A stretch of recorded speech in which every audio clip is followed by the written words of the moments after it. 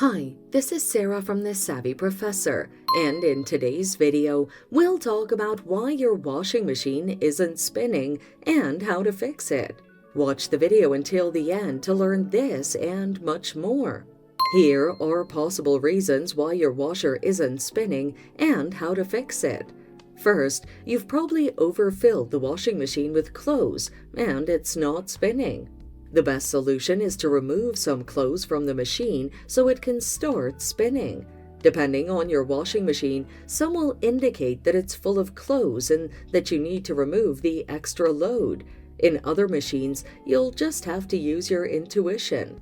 Secondly, there's an imbalance of the clothes in the washing machine. You may not have balanced the items you're washing, which are laid on one side, thus causing an imbalance.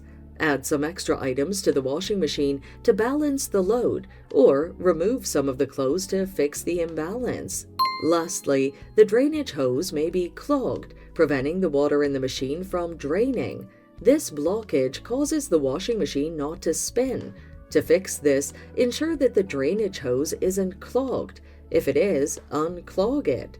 So, that's why your washing machine isn't spinning and how to fix it. It's that simple. Thanks for watching. Till next time.